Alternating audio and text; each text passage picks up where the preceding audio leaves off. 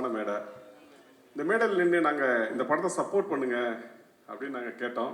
இப்போ சப்போர்ட் பண்ணுறதுக்கு நன்றி அப்படின்னு நாங்கள் சொல்கிறோம். ஏன்னா இந்த படத்தை எடுத்துகிட்டு போனதில் மிகப்பெரிய பங்கு மீடியா, முகநூலில் எழுதினவங்க, அதுக்கப்புறம் முற்போக்கு எழுத்தாளர்கள், அதுக்கப்புறம் இஸ்லாமிய தம்பிகள் அவங்க அப்படின்னு சொல்லி ஒரு பெரிய தரப்பினர் இந்த படத்தை வந்து ஒரு மவுத் டாக்லேயே எடுத்துகிட்டு போய் பெரிய அளவில் இந்த படத்தை கொண்டு சேர்த்துருக்காங்க. அதனால் இந்த படம் வந்து ஒரு பெரிய வெற்றிக்கு நீங்கள் எல்லோரும் ஒரு பெரிய உறுதுணையாக இருந்தீங்க. உங்கள் எல்லாத்துக்கும் முதல்ல நன்றி. சுரேஷ் சார் எனக்கு நன்றின்னு சொன்னார். சுரேஷ் சாருக்கு தான் நான் நன்றி சொல்லணும். ஏன்னா ஒரு கதை நம்ம கொடுக்குற கதையை வந்து ரொம்ப சிறப்பாக எடுத்துகிட்டு போய் அதை சேர்த்ததுன்னு ஒன்று இருக்குல்ல. எனக்கு வந்து நானாக்காரன் ரிலீஸ் ஆகி ஒரு 4 வருஷம் இருக்கும். 4 வருஷத்துக்கு அப்புறம் நான் அடுத்த கதை அப்படி இப்படின்னு சுற்றிட்டு இருந்தேன். ஆனால் இந்த 4 வருஷத்துக்கு அப்புறமும் கூட இப்போ ஏதோ சிறை வந்து எனக்கே ரிலீஸ் ஆனது மாதிரி இருந்துச்சு. என் படம் ரிலீஸ் ஆனது மாதிரி இருந்துச்சு. நம்ம போகும்போது யாராவது வந்து சிறை படம் ரொம்ப சூப்பர் சார் அப்படின்னு சொல்லும்போது ரொம்ப சந்தோஷமாக மகிழ்ச்சியாக இருந்துச்சு.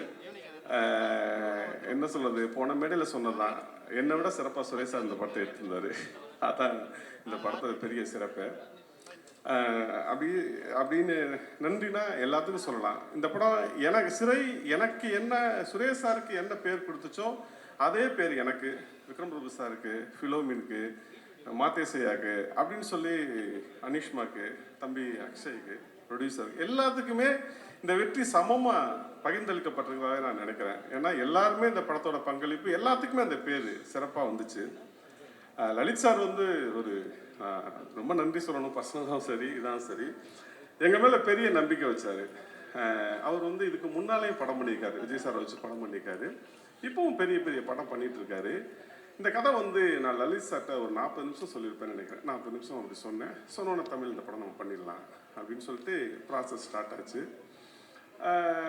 ஏன் அதே மாதிரி இப்போ தாய் கிழவின்னு ஒரு படம் வந்துச்சு.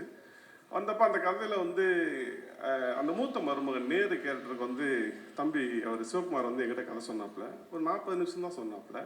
சொன்னோன்னே நான் சொன்னேன், இந்த கதை பயங்கரமாக ஹிட் ஆகுங்க, உண்மையிலே இது பெரிய ஹிட் ஆகும் அப்படின்னு சொன்னேன். ஒரு கதையை செலக்ட் பண்ணுறதுக்கு ஒரு 40 நிமிஷமே போதுமானதாக இருக்குது. ஏன்னா அந்த 40 நிமிஷத்துக்கு அப்புறம் அந்த கதை எப்படி வரும், என்ன ஆகும் அப்படிங்கிறத நம்ம ஈஸியாக கணிச்சிட முடியும். அப்படி இருக்கும். ஆனால் இப்போ சமீபமாக நம்ம பெரிய பட்ஜெட்டுக்கு பின்னால் ஓடிட்டே இருக்கோம். அந்த பட்ஜெட்டுக்கு பின்னால் ஓடுறதோட பிரச்சனை என்ன இருக்குன்னா, இன்றைக்கி வந்து அடுத்தடுத்த படங்கள் ஷூட்டிங் போக முடியாமல், தியேட்டருக்கு வர முடியாமல் அடுத்த நெருக்கடியில் தமிழ் சினிமா இருக்குது.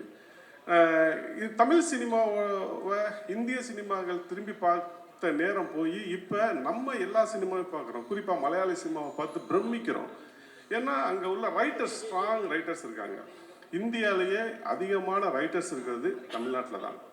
இந்தியாவிலேயே அதிகமான புத்தகங்கள் விற்பனையாகிறதும் தமிழ்நாட்டில் தான். ஆனால் நம்ம இந்த ரைட்டர்ஸை மதிக்கிறதே இல்லை, அவங்கள கூப்பிட்றதே இல்லை.